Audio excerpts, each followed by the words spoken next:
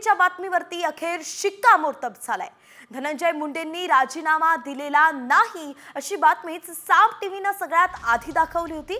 खुद्द धनंजय मुंडेंनीच आपण राजीनामा दिला नसल्याची सर्वात पहिली प्रतिक्रिया साम टीव्हीशी बोलताना दिली आहे आणि मंत्रिमंडळ बैठकीसाठी दाखल होताना धनंजय मुंडेंनी त्याचा पुनरुच्चार केलाय। धनंजय मुंडेंनी अजित पवारांची भेट घेतल्याने राजीनाम्याच्या चर्चा सुरू झाल्या होत्या। मात्र धनंजय मुंडेंनी साम टीव्हीशी बोलताना त्या सगळ्या चर्चा फेटाळून लावल्या होत्या।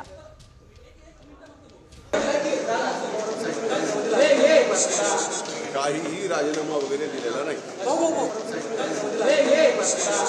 काहीही राजीनामा वगैरे दिलेला नाही।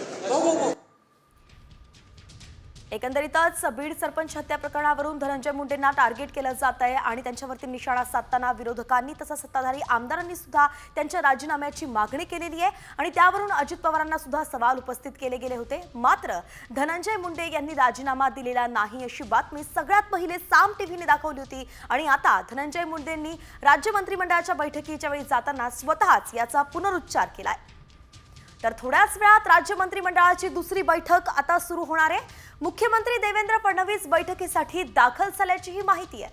धनंजय मुंडे मंत्रिमंडळाच्या बैठकीसाठी दाखल झाले आहेत। धनंजय मुंडेंच्या राजीनाम्याचा मुद्दा या बैठकीमध्ये गाजणार असल्याची माहिती सूत्रांनी दिलेली आहे। राजीनामा दिला नसल्याची मुंडेंनी या दरम्यान माहिती दिली आहे।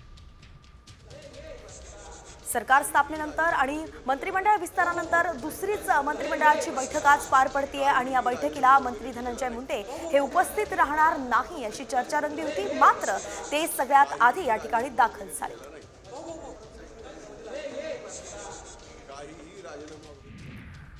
दरम्यान मंत्री धनंजय मुंडेंच्या राजीनाम्याच्या मुद्द्यावरून खासदार संजय राऊतांनी अजित पवारांवरती हल्लाबोल केलाय। अजित पवार हे ॲक्सिडेंटल नेते, त्यांच्यामध्ये हिम्मत असती तर धनंजय मुंडेंचा राजीनामा घेतला असता असा हल्लाबोलच त्यांनी केलाय। ईव्हीएमच्या कृपेने अजित पवारांच्या राष्ट्रवादीला जागा मिळाल्याचंही राऊत म्हणाले। पाहुयात नेमकं राऊत काय म्हणाले त्यांच्याच शब्दात। अजित पवार हे हतबल आहेत। अजित पवार हे नेते नाहीत। अजित पवार हे ॲक्सिडेंटल नेते आहेत। भारतीय जनता पक्षाच्या ईव्हीएमच्या कृपेने त्यांना जागा मिळालेल्या आहेत, स्वतःच्या कर्तृत्वावर नाही। जर ते नेते असते आणि महाराष्ट्राचे नेते असते तर त्यांनी बीड प्रकरणामध्ये मंत्र्याला आपल्या मंत्रिमंडळातून वगळलं असतं जोपर्यंत त्यांना न्यायालय निर्दोष मानत नाही। तर धनंजय मुंडे यांच्या राजीनाम्यावरती संभाजीराजे छत्रपती यांनी सुद्धा प्रतिक्रिया दिली आहे। जोपर्यंत धनंजय मुंडे राजीनामा देणार नाहीत तोपर्यंत आम्ही शांत बसणार नाही असंच संभाजीराजे छत्रपती म्हणाले। एका प्रकारे त्यांनी आक्रमक भूमिकाच घेतल्याचं पाहायला मिळतंय।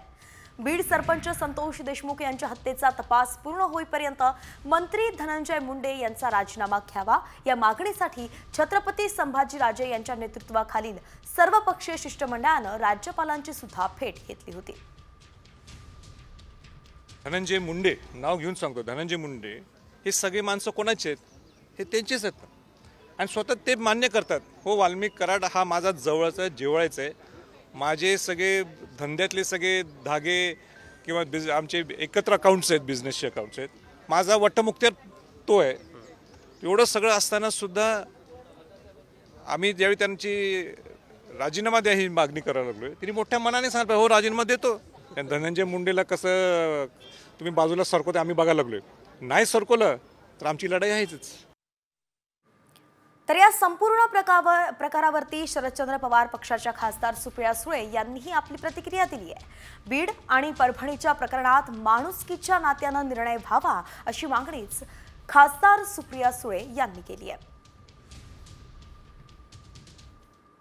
मला असं वाटतं ही एक घटना आहे ज्याच्यात कुणालाही राजकारण नकोय, ह्याच्यात माणुसकीच्या नात्याने निर्णय झाला पाहिजे एवढीच। मग परभणी आणि बीडच्या घटनेमध्ये कोणीही राजकारण करू नये, तो निर्णय माणुसकीच्या नात्याने व्हावा एवढीच अपेक्षा महाराष्ट्राच्या मायबाप जनतेची आहे आणि त्या जनतेत तुम्ही आहात, मी हे आपण सगळेच आहोत। तर एकंदरीतच विरोधकांकडून जरी राजीनाम्याची मागणी केली जात असली मंत्री धनंजय मुंडे यांच्या, तरी सुद्धा धनंजय मुंडे यांनी साम टीव्हीशी बोलताना एक्सक्लुसिव्ह प्रतिक्रिया दिली आहे राजीनाम्यासंदर्भात. साम टीव्हीच्या बातमीवरती शिक्कामोर्तब झालाय, कारण धनंजय मुंडेंनी राजीनामा दिलेला नाही अशी बातमी सगळ्यात पहिले साम टीव्हीने दाखवली होती आणि खुद्द धनंजय मुंडेंनीच आपण राजीनामा दिला नसल्याची सगळ्यात पहिली प्रतिक्रिया साम टीव्हीला दिली होती. शिवाय मंत्रिमंडळ बैठकीसाठी दाखल होताना धनंजय मुंडेंनी त्याचा पुनरुच्चार सुद्धा केलाय.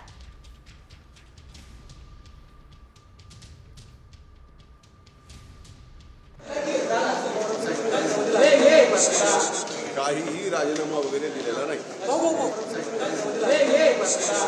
काहीही राजीनामा वगैरे दिलेला नाही. काहीही राजीनामा. तर बीड सरपंच हत्या प्रकरणाचे पडसाद आता राज्यभरात उमटू लागलेत. आरोपींना फाशी देण्याची मागणी करत आता सरपंच संघटना आझाद मैदानात आंदोलनाला बसलेली आहे. संतोष देशमुख यांच्या पत्नीला सरकारी नोकरी आणि 50 लाखांची मदत द्या अशी मागणी ही संघटनेने केली आहे. तर या सगळ्या आंदोलकांसोबतच बातचीत केली आमचे प्रतिनिधी गिरीश कांबळे यांनी. थेट पाहूया. मस्साजोगचे सरपंच संतोष देशमुख यांच्या हत्येनंतर त्याचे पडसाद आहेत ते राज्यभर उमटत आहेत. विविध धनंजय मुंडे असतील, वाल्मिक कराड असतील, त्यांच्या अटकेची मागणी करतायत. धनंजय मुंडे यांच्या राजीनाम्याची मागणी करतायत. आमची एवढीच मागणी आहे की स्वर्गवासी संतोष देशमुख यांच्या कुटुंबियाला न्याय मिळाला पाहिजे. त्यांची भयानक निर्गुणपणाने हत्या झालेली आहे. एवढं भयानक कृत्य दहशतवादी करू शकत नाहीत, आतंकवादी सुद्धा करू शकत नाहीत. मग या लोकांनी जर ते कृत्य केलं असेल तर त्यांना फाशी त्वरित झाली पाहिजे. प्रशासकीय अधिकारी म्हणजे ज्या पोलीस प्रशासनातले ज्यांनी हलगर्जीपणा केलेला आहे किंवा त्यांना वाचवण्याचा प्रयत्न केलेला आहे, त्यांना देखील त्यामध्ये 302 मध्ये आरोपी केलं पाहिजे आणि तात्काळ धनंजय मुंडेंचा राजीनामा घेतला पाहिजे.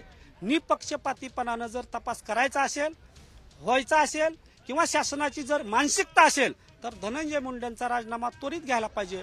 गाव गाळा हाकणारे, गावाचा विकास करणाऱ्यांना जर अशा पद्धतीने मारण्यात येईल तर राज्यभरातल्या सरपंचांना सुद्धा काम करण्याची इच्छा उरणार नाही आणि त्यांच्या आरोपींना फाशी झाली पाहिजे आणि त्यांच्या कुटुंबातील त्यांची जी पत्नी असेल तर त्यांना नोकरी दिली गेली पाहिजे. व्हिडिओ जर्नलिस्ट अरविंदसह गिरीश कांबळे, साम टीव्ही, मुंबई.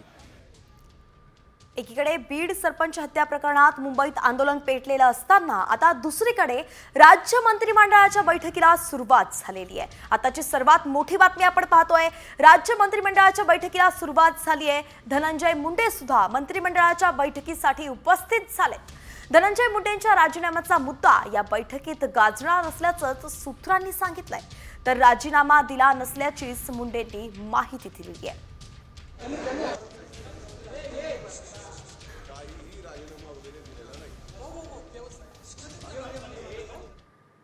एकीकडे धनंजय मुंडेंच्या राजीनाम्यावरून राजकारण पेटलेलं असताना आता दुसरीकडे HMP व्हायरसचा सुद्धा धोका वाढतोय आणि त्याच संदर्भातल्या बातम्यांचा आता वेगवान आढावा घेऊया टॉप 50च्या माध्यमातून.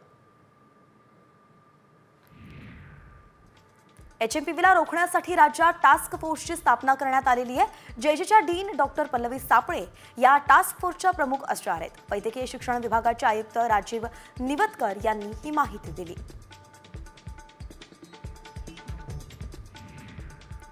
सांगली जिल्ह्यातील आरोग्य यंत्रणाही अलर्ट मोडवरती आली आहे. ग्रामीण भागातील सर्दी खोकल्याच्या रुग्णांचं सर्वेक्षण करण्याचे आदेश आरोग्य विभागाकडून देण्यात आले. नागरिकांनी श्वसनाच्या संसर्गापासून बचाव करण्यासाठी काय करावं आणि काय करू नये या सूचनांचं पालन करण्याचं आवाहन सुद्धा करण्यात आलंय.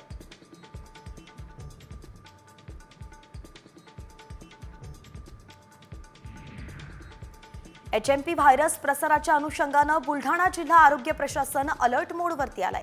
इथल्या वैद्यकीय महाविद्यालयातील रुग्णालयात 100 बेड तर खामगाव इथे 50 बेडचं विलगीकरण कक्ष तयार करण्यात आले. जिल्ह्यात 8 ठिकाणी ऑक्सिजन जनरेशन प्लांटही तयार केलेत.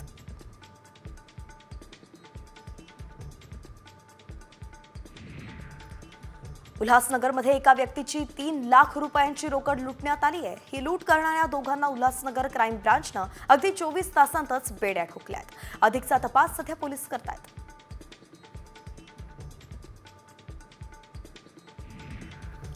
गोळीबारानं मुंबई हादरली आहे. पी डिमेलो रोडवरती दुचाकीवरून आलेल्या 2 दरोडेखोरांनी गोळीबार करत अंगडियाला लुटलंय. सोनं घेऊन दरोडेखोर फरार झाले आणि या गोळीबारात अंगडिया जखमी झाला. त्याच्यावरती रुग्णालयात उपचार सुरू आहेत. तर फरार आरोपींचा पोलीस शोध घेत आहेत. सैराट सारख्या घटनेनं संभाजीनगर हादरलंय. एका चुलत भावानं बहिणीला 20 फूट डोंगरावरून ढकलून हत्या केली आहे. प्रेम प्रकरणातून मुलीच्या भावानेच तिला डोंगरावरून ढकलून दिलं. ही मुलगी प्रेम प्रकरणातून घर सोडून निघून गेली होती. डोंगराखाली क्रिकेटची मॅच चालू होत्या आणि त्या पाहणाऱ्यांच्या कॅमेऱ्यात हा संपूर्ण प्रकार चित्रित झालाय.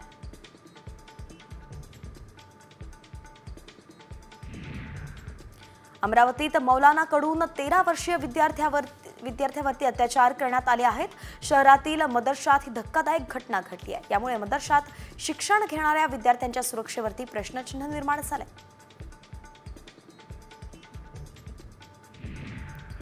तक्रारदार महिलेला फ्रेंड रिक्वेस्ट पाठवणं कांदिवलीच्या समतानगर पोलीस ठाण्यातील पोलीस उपनिरीक्षकाच्या अंगलट आलंय. पोलिसांचं असभ्य वर्तन खपवून घेणार नाही असं म्हणतच मुंबई उच्च न्यायालयानं संबंधित पोलिसाच्या खातेनिहाय चौकशीचे आदेश पोलीस उपायुक्तांना दिलेत.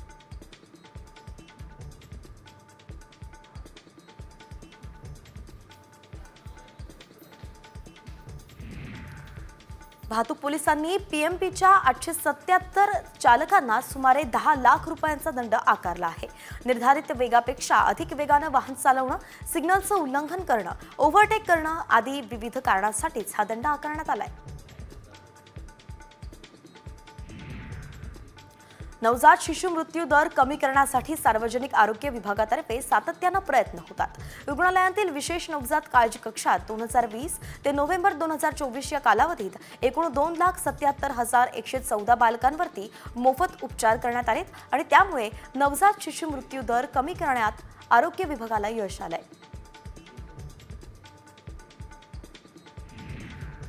पालघरच्या बोईसर तारापूर MIDCतील नामांकित विराज प्रोफाईल कंपनीवरती आयकर विभागानं छापेमारी केली आहे. पहाटेच आयकर विभागाचे अधिकारी विराज प्रोफाईल कंपनीत दाखल झाले होते. लोखंड तयार करण्याच्या उद्योगात विराज प्रोफाईल समूह नामांकित आहे.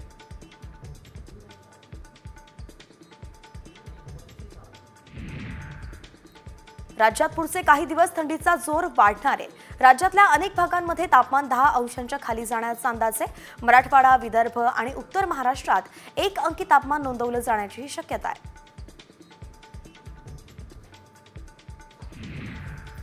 उत्तर भारतात कडाक्याची थंडी पाहायला मिळतेय. दाट धुक्यामुळे वाहतुकीलाही फटका बसलाय. दिल्लीतल्या दाट धुक्यामुळे विमान उड्डाणांवरती परिणाम होतोय.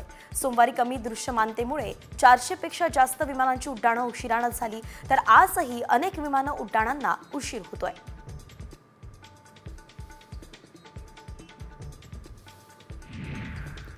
दिल्लीत धुक्याची चादर पसरली आहे. धुक्यामुळे वाहतुकीत अडचणी येत आहेत. एक्सप्रेस ट्रेन्स सुद्धा उशिरानं धावत आहेत. अनेक प्रवाशांना यामुळे नाहक त्रास सहन करावा लागतोय.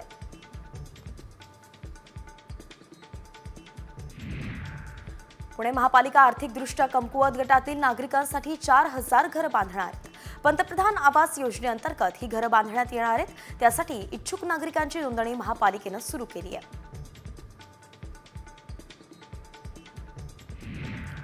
गोरेगावात पत्राचाळीत म्हाडाची आणखी 1,456 घरं उपलब्ध आहेत. 2 भूखंडांवरील गृहनिर्मितीचा प्रस्ताव लवकरच राज्य सरकारकडे सादर करण्यात आलाय.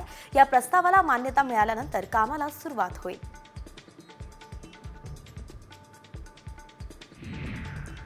नॅक मूल्यांकनाबाबतची माहिती विद्यापीठाच्या संकेतस्थळावरती अद्ययावत न केल्यास आता प्रवेशावरती निर्बंध घातले जाणार आहेत. सावित्रीबाई फुले पुणे विद्यापीठानं संलग्न महाविद्यालयांना तसा इशाराच दिलाय.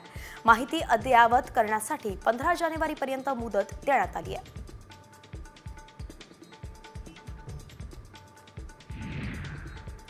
रोहित शर्माने प्लेइंग 11 मधून बाहेर राहण्याचा निर्णय घेतलाय. यावरती अभिनेत्री विद्या बालननं रोहितचं कौतुक करणारी पोस्ट केली. मात्र याच पोस्टमुळे आता विद्या ट्रोल होतीये. ही पोस्ट PR असल्याचं नेटकऱ्यांचं म्हणणं आहे. तर या संदर्भात आता विद्याच्या PR टीमला स्पष्टीकरण द्यावं लागणार आहे. बिहारच्या पाटणा शहरात भूकंपाचे धक्के जाणवलेत. नेपाळसह 3 देशांमध्ये मंगळवारी पहाटे भूकंपाचे धक्के जाणवले. या भूकंपाची तीव्रता 7.1 रिश्टर स्केल इतकी होती. या भूकंपाचं केंद्र नेपाळमध्ये असल्याचंही सांगण्यात आलंय.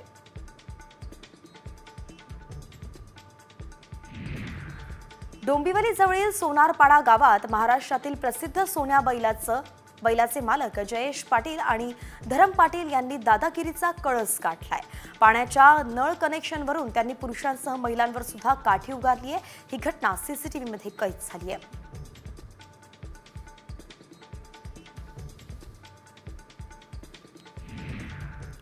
आणि आता कोल्हापुरातून एक मोठी बातमी समोर येते। कोल्हापुरात एसटीच्या कंडक्टरांमध्ये जोरदार हाणामारी झाली आहे। ब्रेकडाऊन एसटी मधील प्रवासी दुसऱ्या बसमध्ये घेण्यावरूनच ही हाणामारी झाल्याचं कळत आहे। भोगावती बस स्टँड परिसरातील मारामारीचा हा व्हिडिओ आता समोर आलाय आणि या मारहाण प्रकरणी गुन्हा सुद्धा दाखल करण्यात आलाय।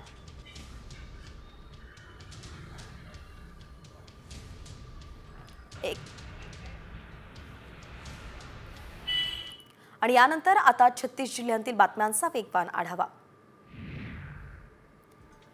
सोलापूरकरांना विमान प्रवासासाठी आणखी 2 महिने प्रतीक्षा करावी लागणार आहे। येत्या 2 महिन्यात 100% विमान सेवा सुरू होणार असल्याचा दावा आमदार देवेंद्र कोठेंनी केला।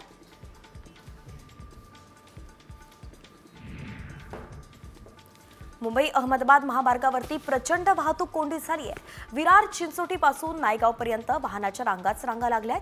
गुजरातकडून मुंबईकडे येणाऱ्या लेनवरती 10 ते 15 किलोमीटर पर्यंत ट्रॅफिक जाम झालाय। वाहतूक पोलिसांकडून कोंडी सोडवण्याचे प्रयत्न सुरू आहेत।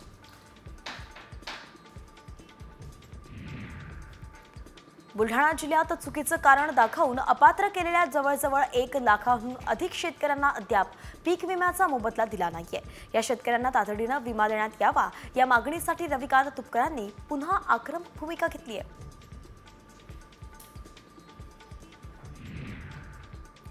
आज संपूर्ण लातूर जिल्हाभरामध्ये ठिकठिकाणी चक्काजाम आंदोलन करण्यात येणार आहे। बीड इथले सरपंच संतोष देशमुख तसंच परभणी इथले सोमनाथ सूर्यवंशी या दोघांच्या हत्येच्या निषेधार्थ हे आंदोलन करण्यात येणार आहे। चंद्रपूर शहरातील वडगाव परिसरातील 3 दुकानं रात्री चोरट्यांनी फोडल्याची घटना सीसीटीव्ही मध्ये कैद झाली आहे। यामध्ये 2,15,000ची रोख रक्कम चोरट्यांनी पळवली आहे।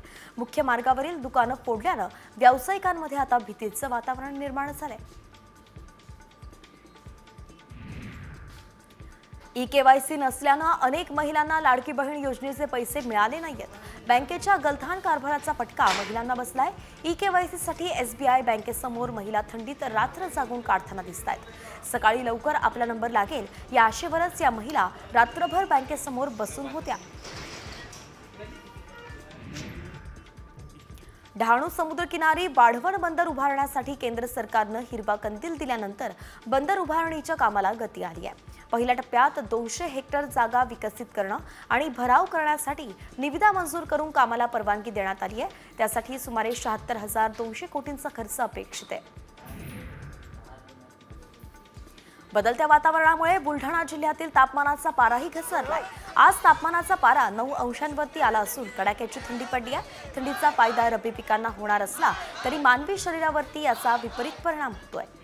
सर्दी, खोकला, ताप या आजारांचे रुग्ण वाढले आहेत।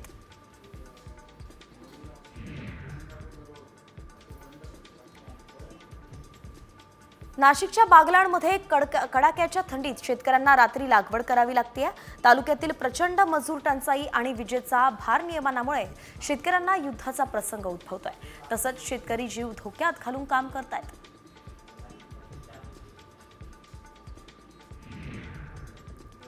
पालघर जिल्ह्यातील आरोग्य व्यवस्थेचा ढिसाळ कारभार समोर आलाय। प्रसूतीनंतर बाळाच्या उपचारासाठी पालघरमधून थेट जव्हार असा 80 किलोमीटरचा प्रवास करावा लागला आणि या सगळ्या प्रकारानंतर आरोग्य यंत्रणा सुधारण्यात राज्यकर्त्यांना अपयश येत असल्याचा आरोप होतोय। यवतमाळ जिल्ह्याची 2025-26ची आर्थिक गणना करण्यासाठीच जिल्हा आणि तालुका स्तरावरती समन्वय समिती स्थापन करण्यात आली आहे। या समित्यांकडून जिल्ह्यातील उद्योग व्यवसाय घरोघरी जाऊन कुटुंबांना भेटी देऊन आर्थिक गणना केली जाते। नागपूर हैदराबाद राष्ट्रीय महामार्गावरील यवतमाळच्या पांढरकवडा टोल प्लाझाजवळ पोलिसांनी पहाटे दरम्यान गोवंशांची तस्करी करणारे 2 ट्रक पकडलेत। ट्रकमधून गोवंश जातीची एकूण 121 जनावरं कोंबून नेणाऱ्या तस्करांच्या पोलिसांनी मुसकाळ आवळल्यात। यात 87 लाखांचा मुद्देमाल पोलिसांनी जप्त केलाय। उमरेड पवनी करहाणला वाघीण आणि तिच्या बछड्यांच्या दोन्ही बाजूला मार्ग रोखल्याच्या घटनेची नागपूर खंडपीठानं दखल घेतलेली आहे। राज्याचे प्रधान मुख्य वनसंरक्षण यांना 2 दिवसांत जबाब नोंदवण्याचे आदेश खंडपीठानं दिलेत। ऑलिव्ह रिडले कासवाची सर्वेक्षणानुसार 20% घरटी महाराष्ट्रात आढळली आहेत। भारतीय वन्यजीव संस्थेच्या अहवालातून ही माहिती समोर आली आहे। रत्नागिरी जिल्ह्यातील वेळास, अंजर्ले आणि गुहागर या ठिकाणी ही घरटी सर्वाधिक आढळली आहे। पर्यटकांच्या संख्येत घट झाल्यानंतर कोकणात पुन्हा एकदा माशांचे दर घसरले आहेत। 31च्या निमित्तानं कोकणात मोठ्या प्रमाणात पर्यटक आल्यानं माशांच्या दरात कमालीची वाढ झाली होती, मात्र आता हे दर घसरलेत।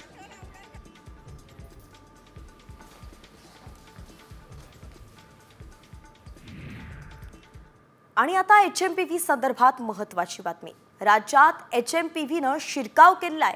पुण्यामध्ये सुद्धा आरोग्य यंत्रणा सज्ज आहे, मात्र अजून प्रवासावरती कोणतेही निर्बंध लादण्यात आलेले नाहीयेत। पुण्याच्या लोहगाव विमानतळावर सुद्धा प्रवाशांची कोणीही तपासणी करण्यात येत नाहीये। देशात जेव्हा कोरोनाचा पहिला रुग्ण दाखल झाला होता त्याने विमान प्रवास केला होता, मात्र तेव्हा परदेशातल्या प्रवाशांची विमानतळावरती तपासणी केली जात नव्हती आणि त्यामुळेच आता ही तपासणी न केल्यानं HMPV विषाणूचा संसर्ग वाढण्याचा धोका आणि भीतीही व्यक्त केली जाते। सध्या उभा आहे पुण्यातील लोहगाव विमानतळावर, ज्या विमानतळावरून खरं तर देश आणि विदेशातून अनेक नागरिक जे आहेत ते ये-जा करत असतात। सध्या चीनमधील जो HMPV व्हायरस आहे तो भारतातही दाखल झालेला आहे आणि एकूणच या ठिकाणावरून देश विदेशात जाणाऱ्या नागरिकांची संख्या खूप मोठ्या प्रमाणात असते। आपण पाहतोय की कोरोना काळात जो पहिला कोरोनाचा नागरिक जो कोरोनाग्रस्त सापडला होता तोही याच विमानतळावरून पुण्यात दाखल झाला होता। मात्र काल पुणे महानगरपालिकेच्या आरोग्य विभागाची एक बैठक झाली आणि या बैठकीमध्ये खरं तर लोहगाव विमानतळावर प्रवाशांची तपासणी सुरू करण्यात आलेली नाही। याबाबतचा निर्णय येत्या 2 दिवसामध्ये खरं तर होईल, मात्र त्या पार्श्वभूमीवर एअरपोर्टवरून येण्या जाणाऱ्यांची खरं तर संख्या मोठी आहे। खरं तर या विषाणू संदर्भात खरं तर या ठिकाणी केंद्र सरकारकडून अजून तरी यांना कुठला अलर्ट आलेलं नसल्याचं या ठिकाणी एअरपोर्ट अथॉरिटीकडून सांगण्यात येते। त्यामुळे येणाऱ्या काळात या ठिकाणी ही तपासणी होण्याची शक्यता आहे। कॅमेरामन किरणसह सचिन जाधव, साम TV न्यूज, पुणे। दरम्यान HMPVला रोखण्यासाठी राज्यात टास्क फोर्सची स्थापना करण्यात आलेली आहे। जेजीच्या डीन डॉक्टर पल्लवी सापळे या टास्क फोर्सच्या प्रमुख असतील। वैद्यकीय शिक्षण विभागाचे आयुक्त राजीव निवतकर यांनी ही माहिती दिली आहे। HMPVला रोखण्यासाठी आणि त्याबाबतच्या उपचारांसाठी ही टास्क फोर्स गाईडलाईन्स तयार करणार आहे। आयुक्तांनी राज्यातल्या सर्व सरकारी वैद्यकीय महाविद्यालयांच्या डीनची व्हिडिओ कॉन्फरन्सद्वारे बैठकही घेतली आहे आणि या बैठकीत HMPVची लक्षणं आणि उपचारांबाबत माहिती देण्यात आली आहे। तर HMPVची लागण होऊ नये म्हणून काय करावं, काय करू नये पाहूया ग्राफिक्सच्या माध्यमातून। खोकताना किंवा शिंकताना तोंड आणि नाकावरती रुमाल किंवा टिश्यू पेपर ठेवा। टिश्यू पेपर नसल्यास कोपराच्या आतला भाग तोंडावरती किंवा नाकावर ठेवा। मास्कचा वापर करा, गर्दीत जाऊ नका। कुणाशीही हस्तांदोलन करू नका। भरपूर पाणी प्या आणि पौष्टिक खा। डोळे, नाक आणि तोंडाला स्पर्श करणं टाळा।